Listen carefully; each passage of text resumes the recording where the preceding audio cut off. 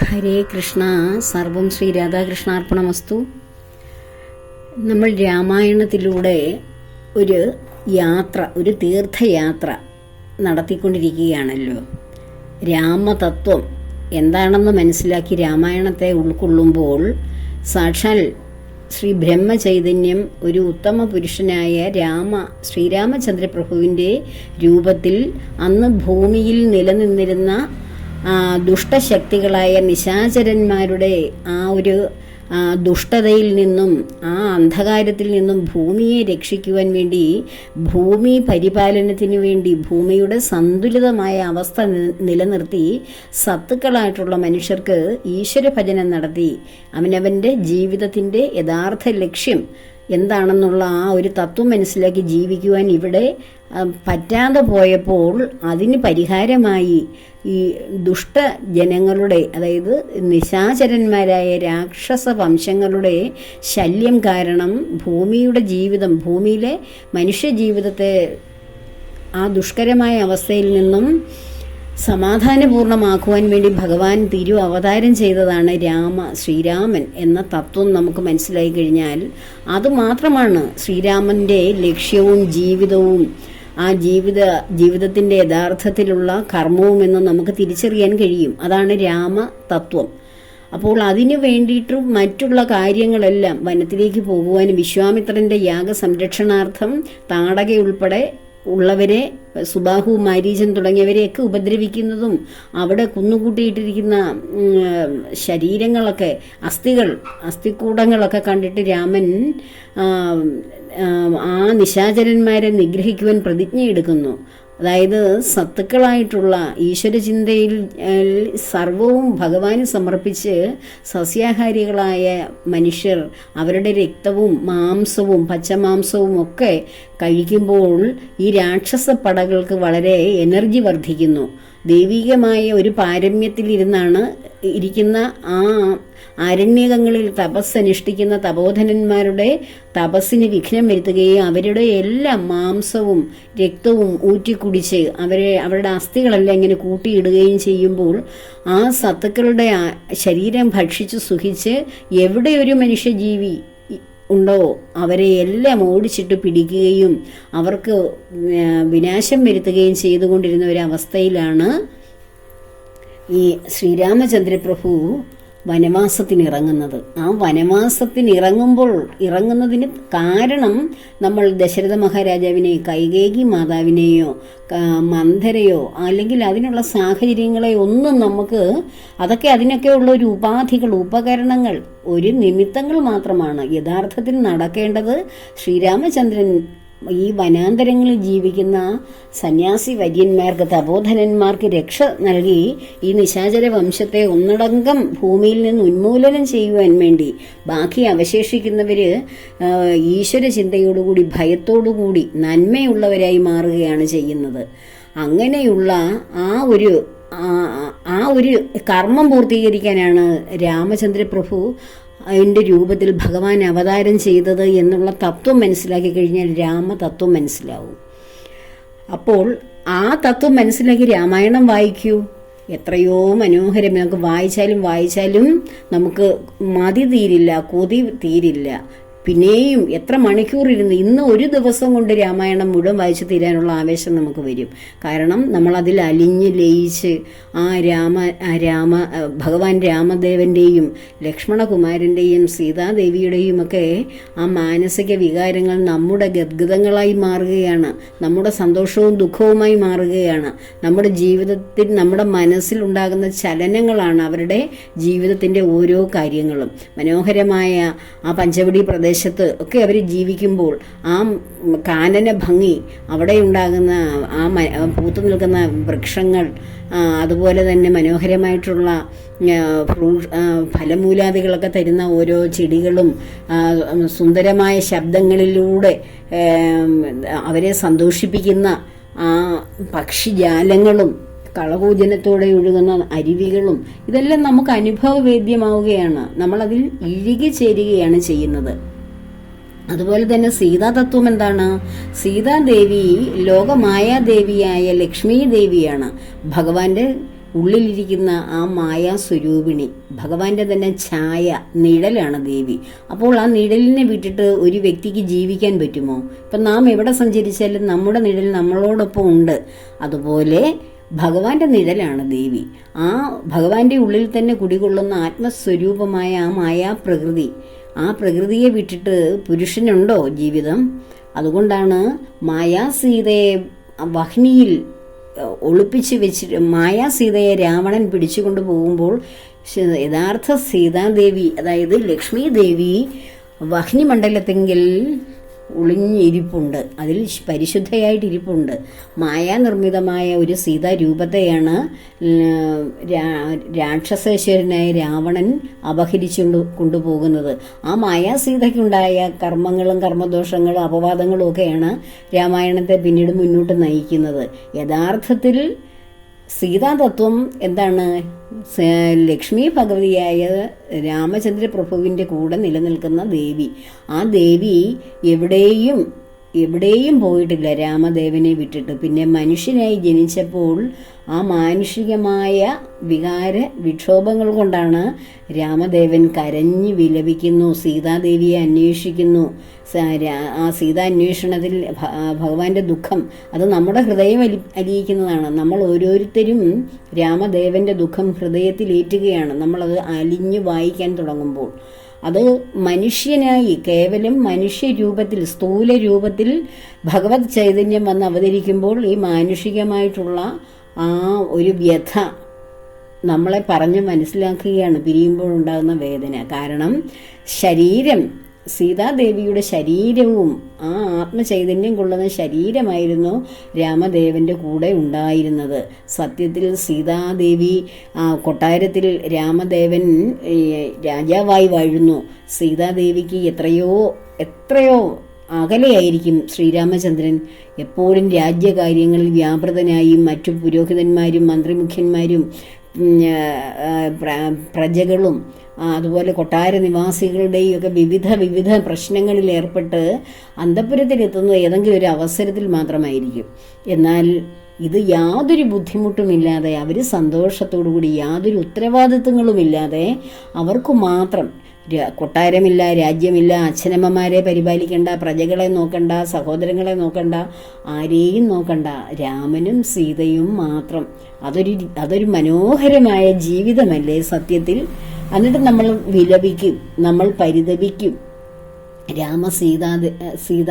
സീതാദേവന്മാർ, രാമദേവനും സീതാദേവിയും കൊട്ടാരത്തിൽ അന്തഃപുരത്തിൽ പട്ടുമെത്തയിൽ ശയിച്ച് വിശിഷ്ട ഭോജ്യങ്ങൾ കഴിച്ച് ജീവിക്കേണ്ടവരായിരുന്നു. അവർ ഈ വനങ്ങളിലൊക്കെ ജീവിക്കേണ്ടി വന്നല്ലോ എന്ന്. 13 വർഷവും അവർ വളരെ സന്തോഷത്തോടുകൂടി ഇഷ്ടപ്പെട്ട പ്രദേശങ്ങൾ, കാനന ദേശങ്ങളിലൊക്കെ ഉദ്യാനങ്ങളിൽ ജീവിക്കുന്ന പോലെ ഒരു പാതിവൃത്യത്തിൻ്റെ പരിപൂർണതയുള്ള ലക്ഷ്മി ഭഗവതിയായ ദേവിക്ക് തൻ്റെ പ്രിയനായ, താൻ ആഗ്രഹിക്കുന്ന ഉത്തമ പുരുഷനായ, വീരശൂര പരാക്രമിയായ, സുന്ദരഗാത്രനായ തൻ്റെ ഭർത്താവുമൊത്ത് ജീവിക്കുന്ന, അദ്ദേഹവുമൊത്ത് കഴിയുന്ന നിമിഷങ്ങളെക്കാൾ വലിയ സന്തോഷം ഒരു സ്ത്രീക്ക് കിട്ടാനുണ്ടോ സത്യത്തിൽ? അതും മറ്റാരുടെയും ഉപദ്രവമില്ലാതെ, മറ്റ് കർമ്മങ്ങളൊന്നും വേറെ ചെയ്യാനില്ലാതെ ഇങ്ങനെ രണ്ടുപേരും ഒന്നിച്ച് സന്തോഷത്തോടുകൂടി, പ്രണയത്തോടുകൂടി, ആത്മനിർവൃതിയോടുകൂടി ജീവിക്കുക ഓരോ സ്ഥലങ്ങളിലും, ഇഷ്ടമുള്ള സ്ഥലങ്ങളിലെല്ലാം. അതും ഒരു പ്രത്യേകതയല്ലേ? മനുഷ്യന്റെ ജീവിതത്തിൽ സന്തോഷം കിട്ടാനുള്ളൊരു പ്രത്യേകതയാണ് നാം എന്നും ഒരിടത്ത് താമസിക്കാതിരിക്കുന്നത്. നാം ഒരേ സ്ഥലത്ത് എന്നും ജീവിക്കുമ്പോൾ നമുക്ക് ജീവിതത്തിൽ വിരസത വരും. നിത്യേന അനുഭവിക്കുകയും കാണുകയും ചെയ്യുകയൊക്കെ ചെയ്യുന്ന കാര്യങ്ങൾ തന്നെയാണ് എന്നും നാം വന്നു കയറുന്ന ഒരേ സ്ഥലത്ത്. ഇത് മനോഹരമായ ഭൂപ്രകൃതി, വിശാലമായ കാനനം, മനോഹരമായ പുഷ്പങ്ങൾ വിടർന്നു നിൽക്കുന്ന സുന്ദര പ്രദേശങ്ങൾ, കളകളം പാടിയൊടുങ്ങുന്ന കാട്ടരുവികൾ, പക്ഷികൾ മനോഹരമായ സംഗീതം പൊഴിക്കുന്നു. ഇഷ്ടമുള്ള ഫലമൂലാദികൾ പറിച്ച് കഴിക്കുവാൻ ശ്രേഷ്ഠമായ ഫലങ്ങളുമായി തരുക്കൾ ഇങ്ങനെ കാത്തു നിൽക്കുന്നു. അതുപോലെ തപോധനന്മാരുടെ അനുഗ്രഹങ്ങളൊക്കെ വാങ്ങി താപസ ആശ്രമങ്ങളൊക്കെ സന്ദർശിച്ചു പോകുന്നു. ഇതൊക്കെ രാജകൊട്ടാരത്തിലിരുന്ന ദേവിക്കോ രാമനോ കഴിയുമായിരുന്നോ? ഇത്രയും വലിയ ജീവിതം, ഇത്രയും നല്ല അനുഗ്രഹം, ഇത്രയും മനോഹരമായ സായുജ്യം ജീവിതത്തിൻ്റെ ലഭിക്കുവാൻ ആലോചിച്ചു നോക്കൂ. എന്നിട്ടും നമ്മൾ സീതാമാരെ അവർ വനത്തിൽ പോയി സീതാരാമന്മാർ വനത്തിൽ പോയി, അല്ലെങ്കിൽ അവർക്ക് കാനനമാണല്ലോ കിട്ടിയത് എന്നോർത്ത് പരിതപിക്കുന്നവർ വെറും ശരിക്കും ആ തത്വം, രാമസീതാ തത്വം അറിയാത്തവരാണ്. അവർ എവിടെയാണോ, സ്നേഹമുള്ളവർ എവിടെയാണോ ശയിക്കുന്നത്, അല്ലെ എവിടെയാണോ കഴിയുന്നത്, അവിടം സ്വർഗമാണ്. ആ ഒരു ഉത്തമമായിട്ടുള്ള ഒരു മാർഗനിർദ്ദേശം, മാതൃക കൂടിയാണ് ആ സീതാരാമന്മാരുടെ ജീവിതത്തിലൂടെ നമുക്ക് കിട്ടുന്നത്, അല്ലേ? അപ്പോൾ എവിടെ സന്തോഷമായിട്ട് ഇരിക്കാൻ കഴിയുന്നോ അവിടമാണ് അവരുടെ ജീവിതത്തിന്റെ സ്വർഗം. അല്ലാതെ കൊട്ടാരത്തിലെ എല്ലാ ആഡംബരങ്ങളിലുമല്ല. അപ്പോൾ അതാണ് സീതാദേവിയുടെ തത്വമാണ് അത്. ആ തത്വം മനസ്സിലാക്കി നമ്മുടെ മനസ്സ് വളരെ ലളിതമായി, ഈസിയായി. നമുക്ക് രാമായണം വായിക്കുമ്പോൾ ഒരു വിക്ഷോഭവും വരികയില്ല, ആരോടും ഒരു പ്രതികാരവും വരികയില്ല, ഒന്നിനോടും. എന്തിന്? രാവണനോട് പോലും നമുക്ക് പ്രതികാരം ഉണ്ടാകില്ല. രാവണന്റെ തത്വം എന്താണെന്ന് കേൾക്കൂ. അതാണ് ഞാൻ പറയാൻ പ്രധാനമായിട്ടും ഉദ്ദേശിച്ചത്. രാവണന്റെ തത്വം കേൾക്കൂ. രാവണനോട് നമുക്ക് സീതാദേവിയെ അപഹരിച്ചു കൊണ്ടുപോയി ഒരു മഹർഷി രൂപത്തിൽ വന്ന് സീതാദേവിയോട്, സീതാദേവി പറയുന്നു, എൻ്റെ ഭർത്താവും അനുജനും ഇപ്പോൾ ഉടനെ വരും, അങ്ങക്ക് വേണ്ട എല്ലാം സാധിച്ചു തരും, അങ്ങ് അതുവരെയും വിശ്രമിക്കൂ, വെള്ളം ജലം കഴിക്കൂ എന്നൊക്കെ പറഞ്ഞ് കായികനികളും ജലവും ഒക്കെ കൊടുക്കുകയാണ്. ഒരു ഉത്തമയായ കുലീനയായ ഒരു ആശ്രമ കന്യകയുടെ ലക്ഷണത്തിൽ, അതേ സ്വഭാവത്തിൽ വന്നു നിൽക്കുന്നത് ആരാണെന്ന് പോലും അറിയാതെ അവരെ പൂജിക്കുകയാണ്, ഒരു മഹർഷിയുടെ രൂപം പൂണ്ടുവന്ന ആളിനെ. അപ്പോൾ ആ സീതാദേവിയെ, ദേവിയോടുള്ള അമിതമായ ആ കാമ ആവേശത്തിൽ എനിക്ക് ഉറക്കം വരാതെ ഞാൻ ദേവിയെ കൊണ്ടുപോകാൻ വരികയാണ്. ഞാൻ ലങ്കാധിപനായ ലങ്കേശ്വരനായ രാവണനാണ് ഈ വനത്തിൽ തപോധനനായ രൂപത്തിൽ മരവുരിയും വൽക്കലങ്ങളൊക്കെ ധരിക്കുന്ന രാമനോട്, ശ്രീരാമന്റെ കൂടെ ജീവിച്ചാൽ ദേവിക്ക് എന്ത് സുഖം കിട്ടാനാണ്?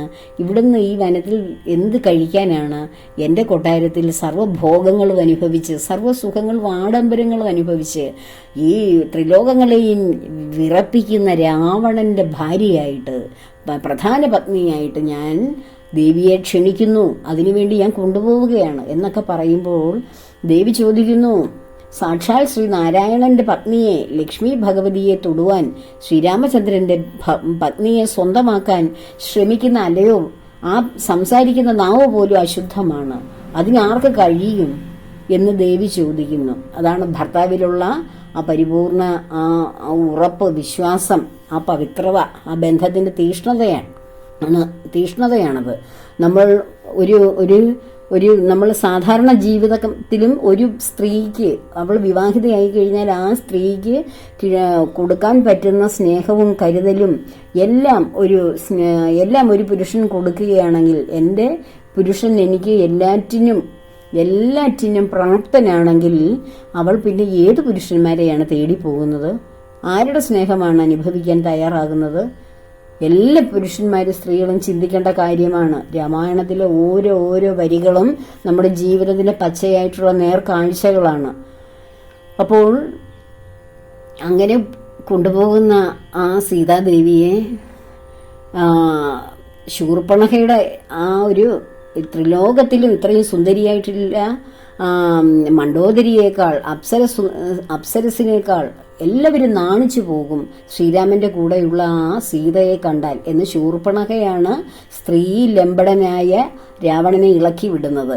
സത്യത്തിൽ ആ രാവണൻ ഇത്രയും സുന്ദരിയായ ആ സ്ത്രീരത്നത്തെ എൻ്റെ സഹോദരന് വേണ്ടി ഞാൻ പിടിച്ചുകൊണ്ടു പോരാൻ ശ്രമിച്ചപ്പോഴാണ് എൻ്റെ കുജനാസികങ്ങളെല്ലാം ഛേദിച്ചത് എന്നാണ് ശൂർപ്പണഖ രാവണനോട് പറയുന്നത്. പക്ഷെ അതാണോ സത്യം? ശൂർപ്പണഖയുടെ ശ്രീരാമചന്ദ്രനോടുള്ള അഭിനിവേശം പൂർത്തീകരിക്കാൻ ചെന്നതുകൊണ്ടല്ലേ അതൊക്കെ സംഭവിച്ചത്. അപ്പോൾ അത് മറച്ചു വെച്ചിട്ട് രാവണൻ എന്താണോ പ്രിയം വരുന്നത് അത് പറയുന്നു. അങ്ങനെ രാവണനെ ഇളക്കി വിടുകയാണ് ചെയ്യുന്നത്. ഇതെല്ലാം അപ്പം നമുക്ക് ശൂർപ്പണഖയോടും ഈ തത്വം പറഞ്ഞാൽ ഒരു വിദ്വേഷമില്ലേ? അങ്ങനെയുണ്ടെങ്കിലല്ലേ രാവണൻ അവിടുന്ന് സീതയെ അപഹരിക്കാൻ വരികയുള്ളൂ. ആ അപഹരണം നടന്നാലല്ലേ എല്ലാ നിശാചരന്മാരുടെയും ഏറ്റവും എല്ലാവരെക്കാളിലും ഏറ്റവും മുകളിൽ നിൽക്കുന്ന എല്ലാവരുടെയും തന്ത്രങ്ങളെക്കാളിലും ദുഷ്ടതയെക്കാളിലും ഏറ്റവും കൂടുതൽ തന്ത്രവും ദുഷ്ടതയും മായാശക്തിയും ഒക്കെയുള്ള ആ ലങ്കാധിപനെ വധിക്കുവാൻ ഭഗവാന് കഴിയുകയുള്ളൂ? അപ്പോൾ ഇതൊക്കെ എല്ലാം നേരത്തെ പ്ലാൻ ചെയ്ത് വെച്ചിരിക്കുന്ന സംഭവങ്ങളാണ്. ഇതുതന്നെയാണ് നമ്മുടെ ജീവിതത്തിലും. നാം മുൻകൂട്ടി നിശ്ചയിച്ച കാര്യങ്ങളൊന്നും ആയിരിക്കില്ല നമ്മുടെ ജീവിതത്തിൽ കടന്നു വരുന്നത്. അപ്പോൾ നമുക്ക് തോന്നും, ഇതൊക്കെ എങ്ങനെ സംഭവിക്കുന്നു, ഇതൊക്കെ ഞാൻ ഇങ്ങനെയൊന്നും വിചാരിച്ചില്ലല്ലോ, എൻ്റെ ജീവിതം ഞാൻ വിചാരിച്ച പോലെ അല്ലല്ലോ, അതുകൊണ്ട് എനിക്ക് എൻ്റെ ജീവിതത്തിൽ ആകെ നിരാശയായി, ആഗ്രഹിച്ചതൊന്നും കിട്ടിയില്ലല്ലോ. നമ്മൾ ആഗ്രഹിക്കാൻ ആര് പറഞ്ഞു? നമ്മൾ ആഗ്രഹിക്കുന്നതാണോ നമ്മുടെ ജീവിതത്തിൽ വരുന്നത്? അല്ല. നമ്മൾ ചെയ്ത കർമ്മങ്ങളൊക്കെയാണ് നമുക്ക് വീണ്ടും സദ്ഫലവും ദുഷ്ഫലവും ഒക്കെ ആയിട്ട് വരുന്നത്. പിന്നെ നമുക്ക് ആഗ്രഹം വരുന്നത് നല്ല കാര്യങ്ങളെക്കുറിച്ചുള്ള ആഗ്രഹം വേണം. ഒരാഗ്രഹവും ഇല്ലാതെ അല്ല നമ്മൾ ജീവിക്കേണ്ടത്. ഭൗതിക സാഹചര്യത്തിൽ പണം സമ്പാദിക്കാനും നന്നായി ജീവിക്കുവാനും എല്ലാം വിദ്യാഭ്യാസം ചെയ്യുവാനും കരുത്തോടുകൂടി വിവേകത്തോടുകൂടി ജീവിക്കാനും ഒക്കെയുള്ള ആഗ്രഹം വേണം. അമിതമായ ആഗ്രഹം, മറ്റുള്ളവരുടെ എന്റേതാക്കാൻ അല്ലെങ്കിൽ കിട്ടാത്തതിനെയൊക്കെ ചൊല്ലി വിഷമിച്ച് ജീവിതം കളയാൻ, ഇതിനൊന്നും പാടില്ല. അപ്പോൾ ആഗ്രഹങ്ങളെല്ലാം ഇപ്പോഴും വേണം. ആഗ്രഹങ്ങളാണ് ഭൂമിയിലെ ജീവിതത്തെ മനോജ്ഞമാക്കി മാറ്റുന്നത് തന്നെ. അപ്പോൾ ഇവിടെയോ ലങ്കാധിപനായ രാവണന്റെ ആഗ്രഹം വല്ലതും ചെറിയ ആഗ്രഹമായിരുന്നോ? ശ്രീരാമചന്ദ്ര പ്രഭുവിന്റെ ഭാര്യയായ സാക്ഷാൽ ലക്ഷ്മി ഭഗവതിയെ സ്വന്തമാക്കുക എന്ന് വിചാരിച്ചാൽ അത് നടപ്പുള്ള കാര്യമാണോ? അസാധ്യമായ കാര്യങ്ങൾ ആഗ്രഹിച്ചിട്ട് കിട്ടാതെ വന്നു കഴിയുമ്പോൾ അതിന്റെ ഫലമായിട്ടുണ്ടാകുന്ന ആത്യന്തികമായിട്ടുള്ള ആ ഒരു പതനം, ആത്യന്തികമായിട്ടുള്ള ഫലമെന്ന് പറയാൻ പറ്റില്ല, സർവ്വവിനാശകരമായ ഒരു ഫലമാണ് അവിടെ സൃഷ്ടിക്കപ്പെടുന്നത്. അതുകൊണ്ടാണ് ആ രാക്ഷസേശ്വരന്റെ രാജ്യം നിലം പൊത്തുകയും അവിടെ സത്മാർഗങ്ങളിലൂടെ ഈശ്വരചിന്തയിലൂടെ നിലനിൽക്കുന്ന ആ രാക്ഷസീയമായിട്ടുള്ള സ്വഭാവങ്ങളെല്ലാം ഇല്ലാത്ത ഒന്നിനും അതിനെല്ലാറ്റിനും പരിധി അതിനെല്ലാം ഇല്ലായ്മ ചെയ്തുകൊണ്ട് വിഭീഷണൻ എന്ന വളരെ ഭക്തനായ, ഭക്തന്മാരിൽ ഉത്തമനായ ശ്രീരാമചന്ദ്ര പ്രഭുവിന്റെ ശ്രേഷ്ഠ ഭക്തനായ ആ വിഭീഷണനാണ് പിന്നീട് ലങ്കാരാജ്യം ഭരിക്കുന്നത്. അപ്പോൾ ആ ഒരു രാക്ഷസ വംശത്തിന്റെ അവസാനത്തെ ആണിക്കല്ലായിരുന്നു ആ രാവണന നിഗ്രഹം. അപ്പോൾ സ്വന്തം നിർബന്ധ ബുദ്ധി കൊണ്ട് കിട്ടാത്തതിനെ ചൊല്ലി ആഗ്രഹിച്ച് അതിനുവേണ്ടി പ്രയത്നിച്ച് അത് സ്വന്തം വംശത്തിനും തന്റെ പരമ്പരയ്ക്കും എല്ലാം വിനാശകരമായ ഒരു ആഗ്രഹമായി മാറുന്ന ഒരു ചിത്രമാണ് രാവണന്റെ പ്രവൃത്തിയിലൂടെ നാം കാണുന്നത്. എന്നാൽ രാവണന്റെ തത്വം ആലോചിച്ച് നോക്കൂ. ശൂർപ്പണഖ വന്ന് സീതാദേവിയെയൊക്കെ ഇങ്ങനെ പറഞ്ഞു കഴിയുമ്പോൾ രാവണന് ഒരിക്കലും ആ രാത്രി ഉറങ്ങാൻ കഴിയുന്നില്ല. സീതാദേവിയുടെ സൗന്ദര്യത്തെക്കുറിച്ച് ആലോചിച്ചുകൊണ്ട് കിടക്കുന്നു. അതുമാത്രമല്ല, 3.25 നാഴിക കൊണ്ട് രാമചന്ദ്രപ്രഭു ഒറ്റയ്ക്ക് നിന്നുകൊണ്ട് മാരീചൻ, സുബാഹു, ത്രിശിരസ്സുകളെല്ലാം നിഗ്രഹിച്ചു. അതുപോലെ 14,000 വീരശൂര പരാക്രമികളായിട്ടുള്ള രാക്ഷസ പടയെ ഒരാൾ 3.25 നാഴിക കൊണ്ട് ഒറ്റയ്ക്ക് നിന്ന് നിഗ്രഹിച്ചു എന്ന് കേട്ടപ്പോൾ രാവണന് ആകെ ഒരു ചിന്തയുണ്ടായി ആ രാത്രിയിൽ. അപ്പോൾ ഇത്രയും പേരെയും ഒറ്റയ്ക്കൊരാൾ നിന്ന് ഒരു മനുഷ്യ രൂപത്തിൽ വന്ന് ഇങ്ങനെ എല്ലാവരെയും നിഗ്രഹിക്കുന്നുവെങ്കിൽ മനുഷ്യനാൽ മാത്രമേ മരിക്കപ്പെടാവൂ എന്നുള്ള ഒരു വരവും താൻ വാങ്ങിച്ചിട്ടുണ്ട് മുൻപ് തന്നെ. അപ്പോൾ ആ ബ്രഹ്മദേവന്റെ നിയോഗപ്രകാരം നിർദ്ദേശപ്രകാരം ഭഗവാൻ തന്നെയാണ് അവതാരം ചെയ്തിരിക്കുന്നത്. അങ്ങനെ അവതാരം ചെയ്ത ആ ഭഗവാൻ എൻ്റെ ലക്ഷ്യം എന്നെ കൊല്ലുക എന്നുള്ള ലക്ഷ്യത്തിലായിരിക്കും എന്ന് ഇവിടെ രാവണൻ അതിനെക്കുറിച്ച് തന്നെ ആ രാത്രിയിൽ ചിന്തിക്കുന്നുണ്ട്. എത്രയും ആ യുദ്ധവൈവിധ്യമുള്ള സോദരന്മാരെയും ഖരനെയും എല്ലാം നക്തഞ്ചര പ്രവരന്മാരെ എല്ലാവരെയും ഒരു മനുഷ്യനായ ഒരു രാമൻ അത് വധിച്ചു എങ്കിൽ ഭക്തവത്സലനായ ഭഗവാൻ, ആ പത്മേക്ഷണനായ ഭഗവാൻ, മുക്തി എല്ലാവർക്കും ദാനം ചെയ്യുന്ന ആ മുകുന്ദൻ, മുക്തിപ്രദൻ, ആ ധാതാവ് ബ്രഹ്മദേവൻ നേരത്തെ പ്രാർത്ഥിച്ച കാരണം ഭൂതലത്തിൽ രഘുകുലത്തിൽ മർത്യനായി പിറന്നത് എന്നെ കൊല്ലുവാനായിട്ട് ഒരുമ്പെട്ട് ആണെങ്കിൽ അദ്ദേഹത്തിന്റെ കൈകൊണ്ട്, ആ രാമചന്ദ്ര പ്രഭുവിന്റെ സാക്ഷാൽ മുക്തിപ്രദനായ ആ കാരുണ്യശാലിയുടെ കൈകൊണ്ട് ഞാൻ മരിച്ചാൽ എനിക്ക് വൈകുണ്ഠ രാജ്യം പാലിക്കാമല്ലോ എന്ന് ആ രാത്രിയിൽ ആലോചിക്കുകയാണ്. ഏറ്റവും ആദ്യം ഉണ്ടാകുന്ന ആലോചനയാണത് ആ ദുഷ്ടനായ രാവണന്റെ ഉള്ളിൽ. അപ്പോൾ അദ്ദേഹത്തെ ഏത് വിധേനയും സീതാദേവിയെ അപകരിച്ചുകൊണ്ട് വന്ന് അത് രാമചന്ദ്ര പ്രഭുവുമായിട്ട് ഏറ്റുമുട്ടലുണ്ടായാൽ ആ മുക്തി എനിക്ക് ലഭിക്കും, സാക്ഷാൽ വൈകുണ്ഠപുരത്തിൽ എനിക്ക് സസുഖം വാഴാം. അല്ലെങ്കിലോ എന്നെ കൊല്ലുക എന്നുള്ളതല്ല രാമദൗത്യമെങ്കിലോ എനിക്ക് രാക്ഷസ രാജാവായി എന്നേക്കും ഒരല്ലലില്ലാതെ വാഴാമല്ലോ. ഇതാണ് ഈ 2 ഓപ്ഷനാണ് നമ്മുടെ രാവണന് യഥാർത്ഥത്തിൽ രാവണന്റെ തത്വം. ഇതിൽ രാവണന്റെ യഥാർത്ഥ തത്വം എന്തായിരുന്നു? ഭഗവാനാണെന്ന് രാവണൻ അറിയാമായിരുന്നു. ഭഗവാന്റെ കൈകൾ കൊണ്ട് മരിച്ചാൽ അതിൽ പര ഇനി വേറെ ഒന്നുമില്ലല്ലോ, അപ്പോൾ ഞാൻ ഇത് തന്നെ ഏറ്റെടുക്കും. അതുകൊണ്ടാണ് എല്ലാവരും ആദ്യമായിട്ട് ഈ കാര്യം ചർച്ച ചെയ്യുന്നത് രാവണൻ മാരീചനോടാണ്. രാവണനും മാരീചനും തമ്മിലുള്ള സംവാദമൊക്കെ നമുക്ക് വായിച്ചല്ലോ. അതിൽ ഏത് ഭാഗത്തോ ആ ഭാഗമൊക്കെ ഇന്നലെയൊക്കെ ആയിട്ട് വായിച്ചു കഴിഞ്ഞ ഭാഗങ്ങളാണ്. ഞാൻ സീതാന്വേഷണമാണ് ഇന്ന് വായിക്കേണ്ടത്. കുറച്ച് മുമ്പേ നേരത്തെ അങ്ങ് വായിക്കുകയാണ്. ഇടയ്ക്കൊരു ബ്രേക്ക് ഉണ്ടായിക്കഴിഞ്ഞാൽ അത് തരണം ചെയ്യാൻ വേണ്ടി. അപ്പോൾ ആ മാരീചനയോടാണ് ആദ്യമായിട്ട് ഈ സീതാദേവിയെ അപഹരിച്ച് രാമചന്ദ്ര പ്രഭുവിനെതിരെയുള്ള പ്രവർത്തനത്തിനെ കുറിച്ചുള്ള ആലോചന വന്നത്. അപ്പോൾ മാരീചൻ എന്ന് പറയുന്ന ആരായിരുന്നു? മാരീചനും സുബാഹുവൊക്കെ നേരത്തെ താടകയെ നിഗ്രഹിക്കുന്ന സമയത്ത് ഈ മാരീചൻ രാമബാണത്തിൽ നിന്ന് രക്ഷപ്പെട്ട് ഭഗവാന്റെ പാദങ്ങളിൽ വന്ന് ശരണം പ്രാപിച്ച് ഭഗവത് ഭക്തനായിട്ട് രാമചന്ദ്ര പ്രഭു ആരാണെന്ന് രാമൻ എന്ന കുട്ടിയായിരുന്നു, കുട്ടിക്കാലത്ത് തന്നെ മനസ്സിലാക്കിയ ആളാണ്. അങ്ങനെ രാമൻ അവസരം കൊടുത്തതാണ് ജീവിക്കാൻ. അങ്ങനെ ആ രാമൻ നിഗ്രഹിക്കാതെ വിട്ട ആളാണ് മാരീചൻ. ആ മാരീചനാണ് രാമഭക്തനായി തന്റെ ഗുഹയിൽ തന്റെ സ്ഥലത്ത് ജീവിച്ച് പരമഭക്തനായി മാറുകയാണ് പിന്നീട് ചെയ്തത്. ദുഷ്ടകർമ്മങ്ങളിൽ നിന്നും ഈ രാക്ഷസ പടകളുടെ ആ വംശത്തിൽ നിന്നൊക്കെ ഉള്ള സ്വഭാവത്തിൽ നിന്നും മാറ്റം വന്ന് രാമന്റെ അനുഗ്രഹത്താൽ രാമ ശബ്ദം മാത്രം രാമമന്ത്രം മാത്രം ജീവിക്കുന്ന മാരീചനോടാണ് ആദ്യമായിട്ട് ചെന്ന് മാരീചനാണ് ഏറ്റവും മായയായി പല മായ ശക്തിയുമുള്ള ആളാണ്. അപ്പോൾ എന്തെങ്കിലുമൊക്കെ മായകളെ കാണിച്ചിട്ട് ഒരു പൊന്മാനായി മാറി ഇവരെ രാമചന്ദ്ര പ്രഭുവിനെയും ലക്ഷ്മണകുമാരനെയും സീതാദേവിയിൽ നിന്ന് അകറ്റുവാനുള്ള തന്ത്രങ്ങൾ ആരായുവാൻ ആദ്യമായിട്ട് ചെല്ലുന്നത് ഈ മാരീചന്റെ അടുക്കെയാണ് ലങ്കേശ്വരൻ. അപ്പോൾ ഈ അദ്ദേഹം അന്തം വിട്ടു പോകുന്നു. ഞാൻ ചെന്നിട്ട് രാമചന്ദ്രനെ നിഗ്രഹിക്കാനോ അല്ലെങ്കിൽ അദ്ദേഹത്തിന് ശല്യം ഉണ്ടാക്കാനോ? അദ്ദേഹം സാക്ഷാൽ ബ്രഹ്മചൈതന്യമാണ്, സാക്ഷാൽ ഭഗവാനാണ്, പ്രപഞ്ച സൃഷ്ടാവാണ്. അദ്ദേഹത്തിനോടാണോ ഏറ്റുമുട്ടാൻ അല്ലയോ രാക്ഷസ രാജാവായ അല്ലയോ ലങ്കാധിപ അങ്ങ് ശ്രമിക്കുന്നത്? നാരദ മഹർഷി പറയുന്നത് ഞാൻ കേട്ടിട്ടുണ്ട്. ഭൂതലത്തിലെ രാക്ഷസന്മാരുടെ ശക്തി വർദ്ധിച്ചപ്പോൾ ഭൂമിദേവിയുടെ വിലാപം കാരണം ബ്രഹ്മദേവൻ സാക്ഷാൽ വൈകുണ്ഠനാഥനെ സമീപിക്കുകയും വൈകുണ്ഠനാഥൻ ശ്രീരാമചന്ദ്രനായി സൂര്യവംശത്തിൽ ദശരഥ മഹാരാജാവിന്റെ പുത്രനായി ജനിക്കുമെന്നും രാവണൻ ഉൾപ്പെടെയുള്ള സർവ്വ രാക്ഷസന്മാരുടെ നിഗ്രഹത്തിനാണ് അദ്ദേഹത്തിന്റെ ലക്ഷ്യമെന്നും അവതാര ലക്ഷ്യമെന്നും നാരദര് പറയുന്നത് ഞാൻ കേട്ടിട്ടുണ്ട് എന്ന് മാരീചൻ പറയുകയാണ്. അങ്ങനെയുള്ള സാക്ഷാൽ പരബ്രഹ്മ തേജസ്സിനോടാണോ അല്ലയോ രാവണ അവിടുന്ന് യുദ്ധത്തിന് ആരംഭിക്കുന്നത്? അത് വളരെ തെറ്റാണ്. ആ ലക്ഷ്മി ഭഗവതിയെ സ്വന്തമാക്കുന്നതൊക്കെ മഹാ തെറ്റാണ്. അതൊരിക്കലും നടക്കുന്ന കാര്യമല്ല.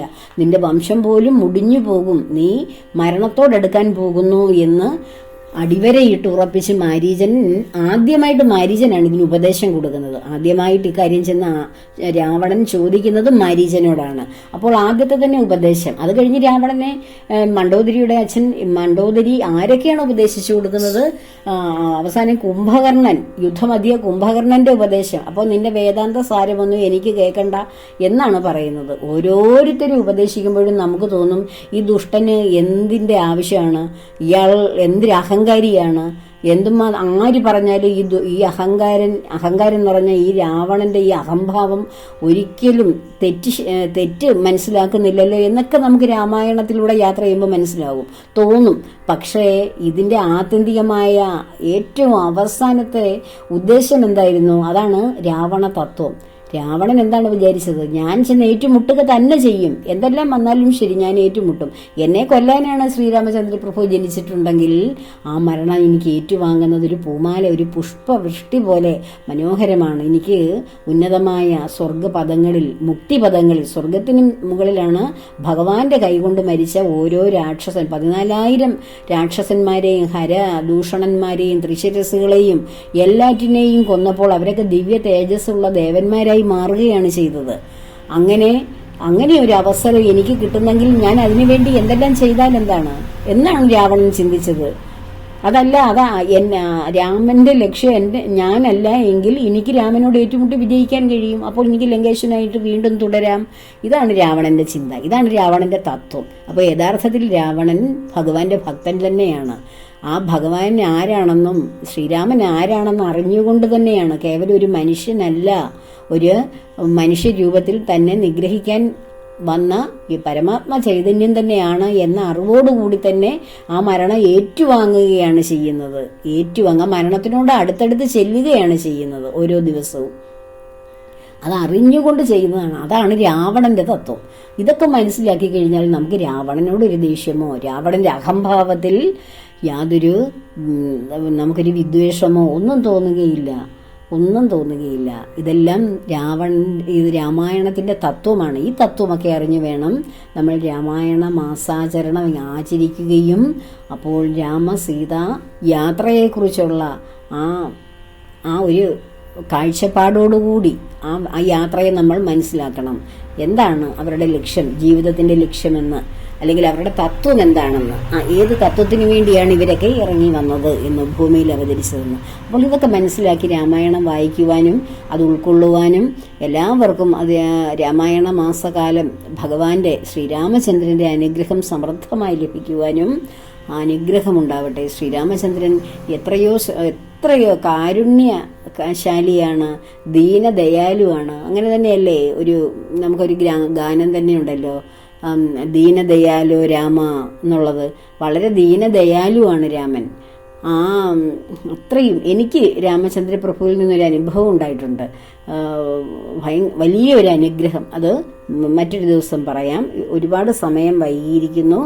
അതിനാൽ എല്ലാവർക്കും ഭഗവാന്റെ ശ്രീരാമചന്ദ്രൻ്റെയും സീതാദേവിയുടെയും ലക്ഷ്മണകുമാരൻ്റെയും സാക്ഷാൽ ഭക്തിയുടെ നിറകുടമായ ഹനുമാൻ സ്വാമിയുടെ അനുഗ്രഹം സമൃദ്ധമായി ഉണ്ടാകാൻ ആഗ്രഹിക്കുന്നു, പ്രാർത്ഥിക്കുന്നു. സർവവും ഭഗവാന്റെ പത്മപാദങ്ങളിൽ സമർപ്പിക്കുന്നു. ലോകാ സമസ്ത സുഖിനോ ഭവന്തു.